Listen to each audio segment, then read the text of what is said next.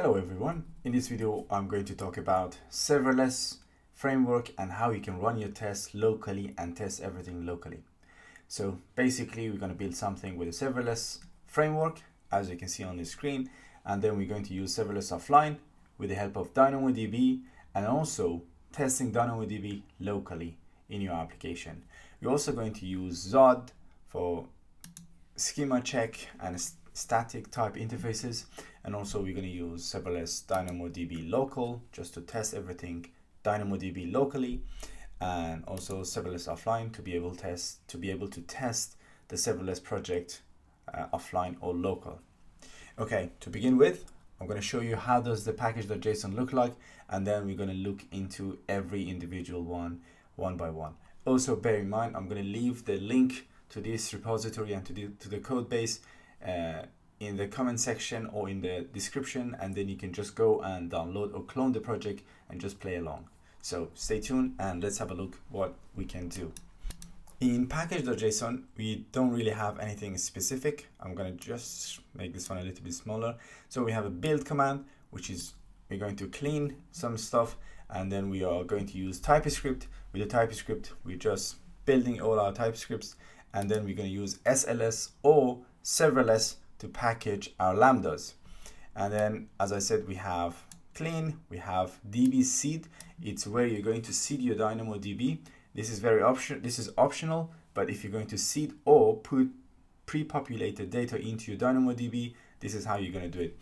And then we also have post install, which is once we install something, that's what you're going to do. And we have start. So with start, we are running the build, and then we are running the serverless offline.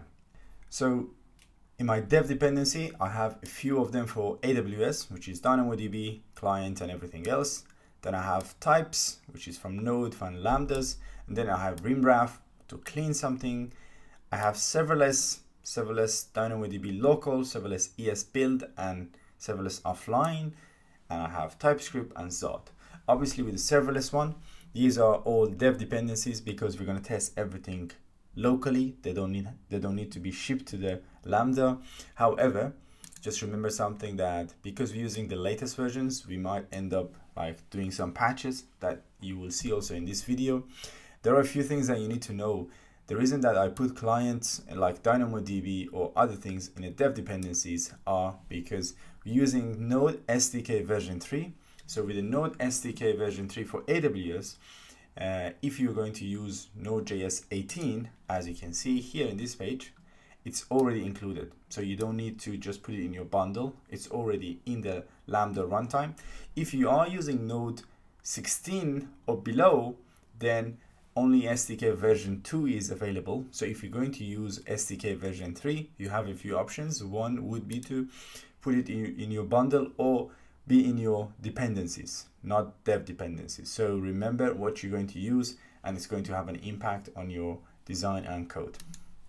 So because we're testing everything locally, and I'm not going to really deploy this one, and also in my serverless YAML file, you are going to see I'm using Node.js 18 for the Lambda runtime, then I'm using all of these things in a dev dependency. So this is very important that you make sure what Lambda runtime are you going to use, depends on that one. Then either you need to put you need to put the clients, like clients DynamoDB or anything else that you use in your dev dependency or in your bundle. So remember that. Node.js 18, you don't need to put anything, you don't need to put the clients in your bundle or dependencies, but if you're going to use client or AWS client version 3, then your Lambda runtime is not Node 18, or it's less than or equal Node 16, then you need to put it in your dependencies. Okay, long story short, we're going to just use this version because first we're going to test everything locally. Second, we have Node.js 18. We're going to see each one of them and how we use them in a few seconds, but this is everything we need. If you're not using TypeScript, for example, you don't need these two, or you don't need a few other things. And then again here, for DB seed, pretty much you don't need it, so you can just ignore that. With the post install, obviously you need to install DynamoDB, and then you can see. But let's just go and check serverless.yaml file, and see what can we do and what we have there. Okay, I'm gonna open this file. In a serverless YAML file, obviously everything as just normal things. Remember here for the runtime we're using Node.js 18, so make sure if you have Node.js 18 then those dev dependencies and everything that I talked about a few seconds ago is valid, otherwise they need to be very careful. And then with the plugins we're using ESBuild. So within serverless ESBuild, that's how you bundle and make your lambdas. You can also use Webpack if you want, so it's completely up to you, but in this example I'm using ESBuild, so it's not going to have an impact on if you're going to use DynamoDB or anything else, but we're using ESBuild in this tutorial, so let's just stay tuned and I'm going to just talk about ESBuild config in a few minutes. Also, we are using DynamoDB local because we are going to test everything locally with DynamoDB. And then the next thing is we're using serverless offline because we should be able to test everything locally. We're going to individually package everything, and then in a custom we have our configuration for each one of these plugins. So with the ESBuild, obviously the configuration exists in esbuild.config, which we're going to look into that in a few seconds. With the serverless offline, we are using the HTTP port 4000, and we have a few more things. If you are interested on more options, you can just come here, serverless offline in npm, and look into them. So, but we only care about for port 4000 for this case.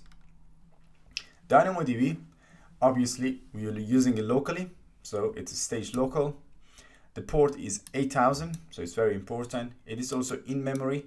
So again, if you want to know more, you can just come here to serverless-dynamodb-local, and you can see a bunch of more like configuration here as well.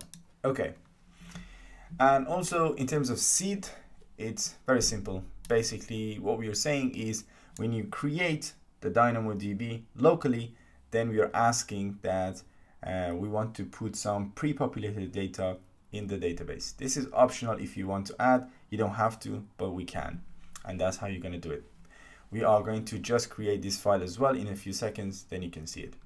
For the resources, because we're using DynamoDB, obviously, so we are creating AWS DynamoDB table under resources. That's the name of table, so this is very important. Or resources. So the table name will be user table, users table, and we're going to have a partition key, which is string, and we're going to call it PK. Also, it's going to be the schema. PK will be the hash as well, or partition key. And again, this is provision, throughput. We're going to use 1 and 1 for the read and write in this example, but you really need to do your exercise to find out what are they. For this demonstration, we are going to create 2 functions as well, or 2 lambdas, and they're going to be create a user and get a user, just to show how DynamoDB will work locally. Okay, everything else would be pretty much simple. We're going to use post request here, we're going to use get request here, and everything should be go. Also in this tutorial, I'm not going to just talk about how to deploy this code, so we're going to just test everything locally and see just everything locally. Okay, now that we have talked about serverless, remember in ESBuild, actually we are using for the configuration from ESBuild. So if I open config, ESBuild config, it's quite simple. So we're not really doing anything fancy. We're just bundling it, and then we don't want source map and everything else. For the package, we can use pnpm or npm. Well, in this example, let's just leave it with npm. Let's just use it with the npm, and then a few other things. If you want to know about ESBuild, you can go to the ESBuild website and find out more, or you can just leave it in the comment section and I can just answer as much as I know. With the TS config, again, everything is TypeScript config. Depends on your project, you can just do whatever you want. So I have this configuration for this tutorial, but if you need more stuff, if you need to remove something, just feel free to update them as you wish. Okay, now that I've talked about all of these things, now you can see what do we have exactly. Okay, so we are using DynamoDB local version 0.2.40, and if we just come here, 0.2.40, it's just the latest version, and it was published 2 years ago. Okay, let's go and install the file and install all the dependencies. We don't need the seed one, but as I said, this is optional. So what we're going to do is we're going to do npm install, and because we have post install, it's also going to install DynamoDB locally because we have that plugin already here. Okay, so first it's going to install, then it's going to have post install. All I have to do, just npm install. Here we have a problem, and the problem is that we cannot go and get the latest tar.gz for the DynamoDB. So it's not available because it's going through this file, which is in node modules. We have dynamodb-localhost/dynamodb/installer.js line 29, and it couldn't find it. And also, if you look at, this is what it's trying to get, and I'm just going to see if it actually works. So copy and paste here. We are going to get access denied, so it doesn't work. And now if I change this one to HTTPS, okay, now it's going to download it. As you can see, the file is here. So I'll stop, come back here. So we know what's the issue. The issue is in a document or in a package, it's trying to look for the HTTP even though the file has been moved to HTTPS. And also we know where the issue is. Okay, so in a serverless DynamoDB local, we have DynamoDB localhost package. Inside that one, also it has been published 4 years ago, so there is a problem. No one has looked into that problem for a while, maybe because recently something has changed, and we need to just create a patch. Obviously with a patch, my recommendation would be to create a pull request with a fix into their repositories, so then when it's get merged, then everyone will benefit from that. But we're not going to just follow that one for now, because for this demonstration it's beyond of our time. But now we're going to look into what can we do here. So we have DynamoDB localhost, that's where the issue actually lives. What we're going to do, we are going to create a patch for this one. To create a patch, which I have a video, I'm going to leave the link on the top right and also in the comment and description section for you to go and look into deeper concept. So we're going to install, as a dev dependency, we're going to install patch package. Okay, if you open npm, now we have patch packages because we're going to patch a package. The next thing that we need to do in a post install, so after install, before installing DynamoDB, so after npm install, we just need to do also patch package, and then everything else. So make sure it is absolutely in post install. Okay, the next thing that we need to do, we need to patch our package. And if you go to node module and look for localhost or DynamoDB localhost, there we go.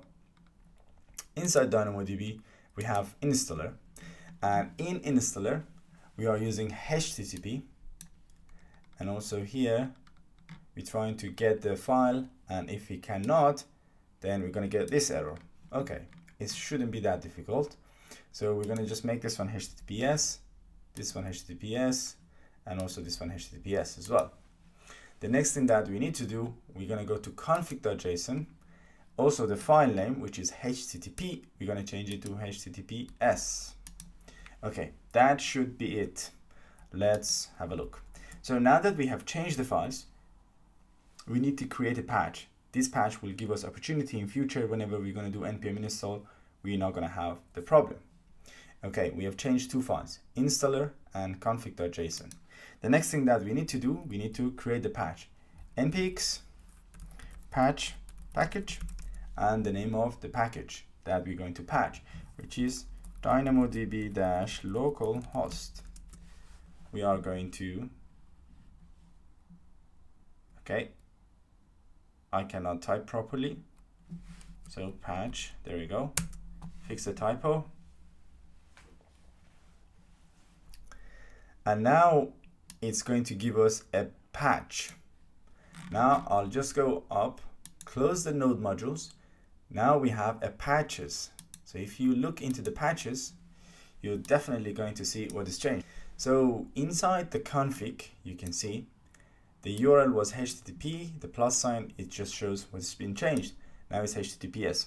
So if you see a bug in a package, so you're going to create a pull request as a rule of thumb, so everyone can benefit, but also you can create a patch in your repository for time being, or in your code base for time being, and that's how it's done.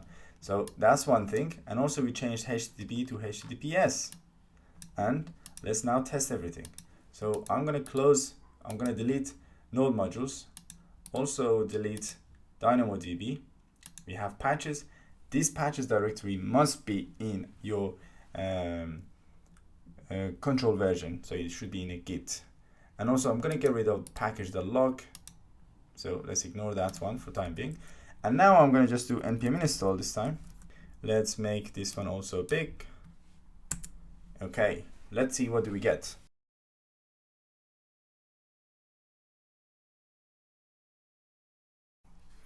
Okay, you can see we are going to the post install.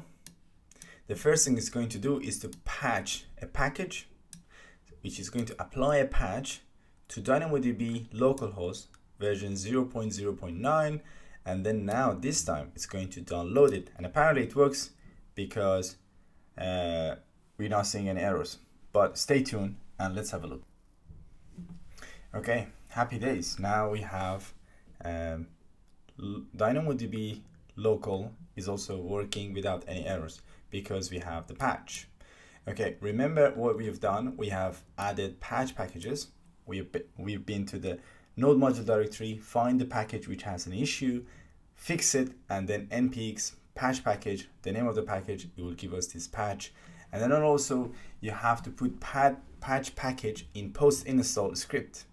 Okay, everything is good. The next thing that I want to do now is also show you in serverless.yaml file. So we have esbuild DynamoDB local and serverless offline. The next thing is to seed a database. So in order to seed a database, you'll pass seed and then the name of the JSON file that you're going to seed, and also the table one. We're looking into db seed /fake users.json. So here it is, db seed fake users. Basically, it's going to just add some data into database whenever we run the serverless offline. So we have this, and like we have 3 users, obviously.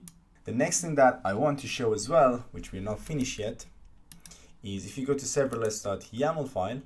So we have talked about resources. We have talked about actually customs. The next thing is the function. So we have a create, user creation, which is inside like a dist functions users create handler. So if we follow the source, because we're using tsconfig, we're building everything from the source and then end up everything into this directory. That's why in a serverless.yaml file, we are using this directory. So we have create and also we have get. Okay, just to save everybody's time, I have them already in place. So source, functions, users, and then I'll go and check the get to begin with. So with the get, obviously we're going to come and talk about all of these things, but to begin with, we have some types. So we have API gateway proxy result and API gateway proxy event. So if you're not using TypeScript, then you don't really need these types, but we're using TypeScript. So the type of event will be API gateway proxy event, and we are going to return API gateway proxy result. They both are coming from AWS Lambdas. Also, we will have a DynamoDB file to just work with the DynamoDB, and we're going to just work and talk about that one very deeply. And then also, I've created a helper function, which is handle response, which is actually going to create some response. And if you look at the handle response, it is very simple. So it's going really to give you a JSON file. The JSON file will have a status code. Depends on what we're going to do.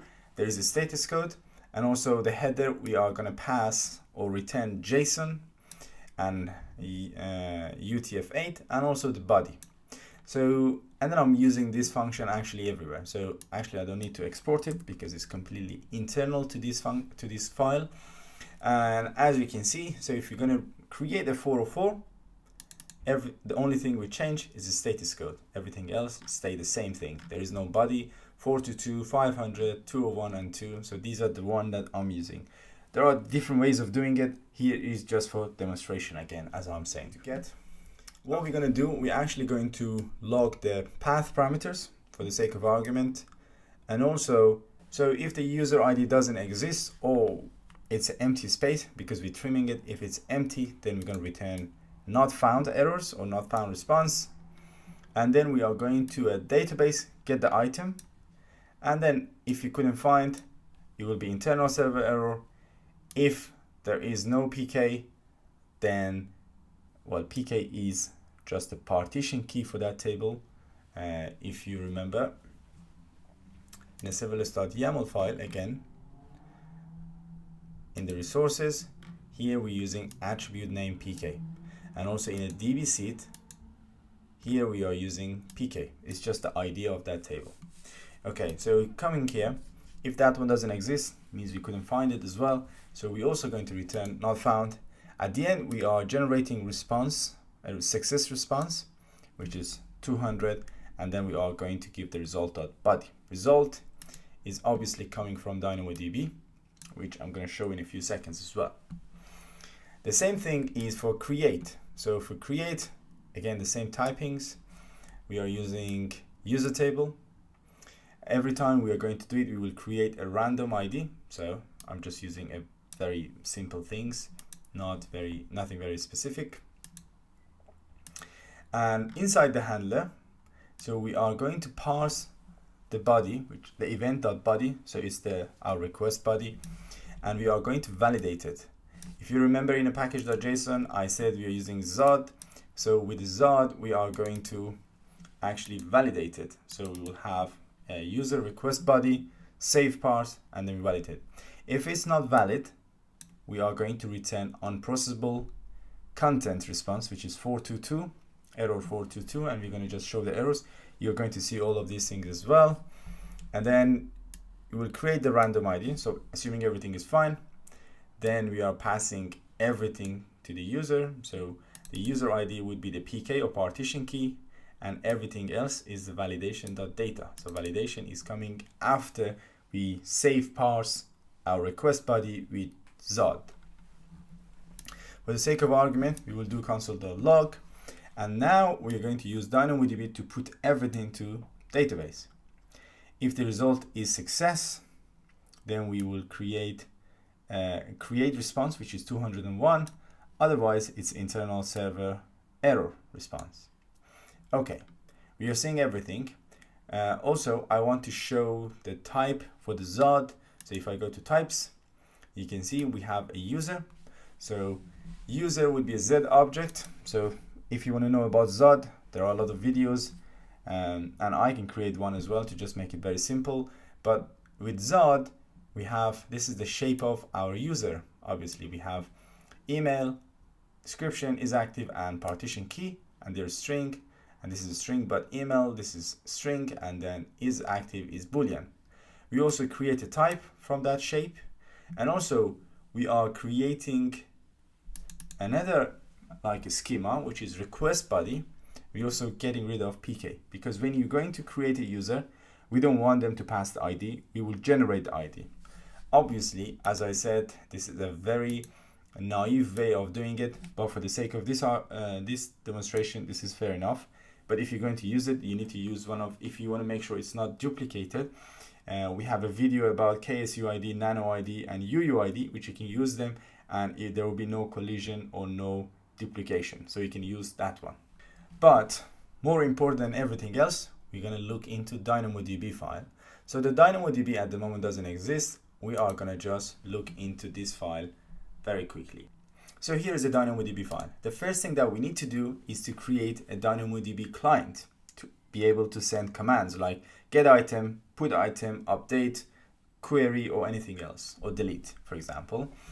And to create a client, you're going to use DynamoDB client config and DynamoDB from the AWS SDK client DynamoDB.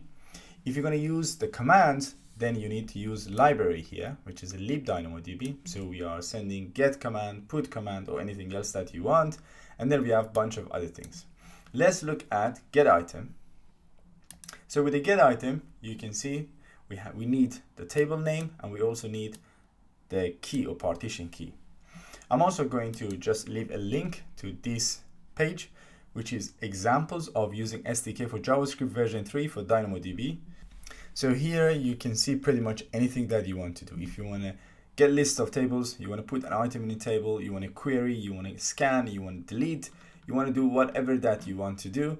This is an example that you can use as well. But here we want to get an item from DynamoDB. So we're going to do console log, and also we have try and catch. Obviously, it depends how you want to handle error. You have different options, but that's how I'm going to do it for this video. So you have the try and catch. With SDK version 3, that's what you need to do. You are going to create a command. What is the type of command? Is a get command, because you're going to get an item. And then with a get command, you need to pass some arguments. There will be a table name. There will be key, the key that you want to just really run the get item, and it's going to be pk, and the value will be pk. That's how you're going to use it. So the key or the partition key will be pk, and the value is here. And consistent read, we are just passing through. It's an optional thing, but we're going to pass through because we want to make sure it's consistent. Once you've done it, then you are going to wait for the connection and send command to that connection. So db connection dot send, and we're going to pass the command. That's all you have to do for everything else. So from your connection or client, you're going to send a command, and that command could be different, which I'm going to show in a few seconds as well. And if everything goes well, so the success is true, and then that's how you're going to get, when you are going to get an item, you're going to look into .item. And if you find it, obviously we're going to return it. Otherwise, we're going to return empty object. In case of errors, obviously I'm going to return success is false, and I'm going to just show the error. If you look at the put item, it's pretty much the same thing. So we create a command. The command is put command, and then we have a condition. So we just don't want to have duplicated partition key. You don't have to put this one, but it's a good practice. And then you are sending that command. If it's true, good news. If it's not, then you just want to return it. Now we need to look at DB connections. If we look at DB connections, we are creating a database connection from here. So with the create database connection, we created a function. Here in the DynamoDB connection, you can see we are creating a config object. So all of this data can work also in your AWS environment, as well as locally, even these things. So you don't need to be worried so much. The endpoint doesn't exist on AWS. It's only for the local.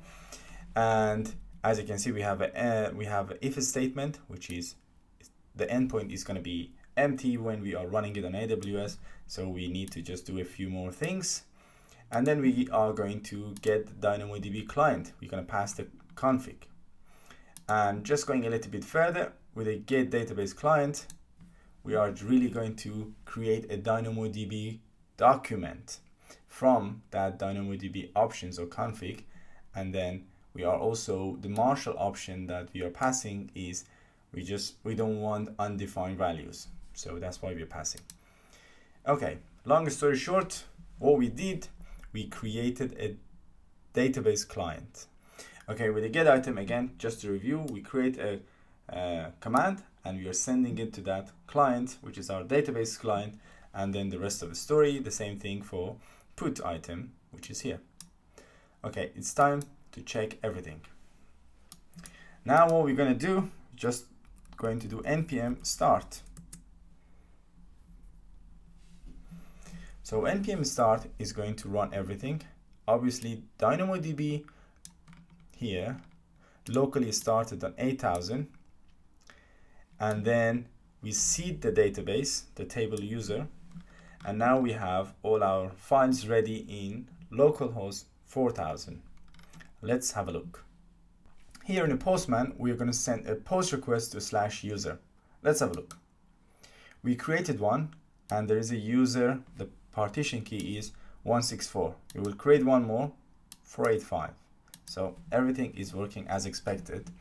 And remember, we had validation here. So if I go to create, we're doing some validations. Because we're using Zod, everything will be good. So if I pass something like, I don't know, ww, and then it will be something. So we know this attribute doesn't exist in our user schema.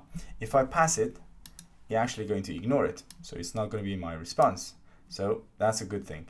And then we also have the validation. So if I put 12, it should be Boolean. If I throw this one, now I'm going to get this error. So it's actually going to give me a proper error message as well. So there's an invalid type. It should be Boolean. I received number. Which one? This is the path, and etc. etc. And if also I change this one to something else, I'm going to get the both errors as well. Okay, everything is good here. I'm going to just create a user, and the user is 161. I'll go to get, and then /user, and then the username was 161. And let's see it, 161. We are going to get the user as well. Also, we have a bunch of console logs that we were talking about here. Everything is good. Now, if I just pass, for example, space, we're going to get 404 because it doesn't exist. If I pass user, which doesn't exist, again, 404. Remember that we had seed. Seed means our data actually exists in our database, which is user1. And user1 actually exists in our database. That's why we can get it. And also, if you want to see the DynamoDB locally, then all you have to do is to download NoSQL Workbench. Once you install NoSQL Workbench, which is very simple, if you can get it from internet, is for free. Then you can go to Operation Builder, look into the local.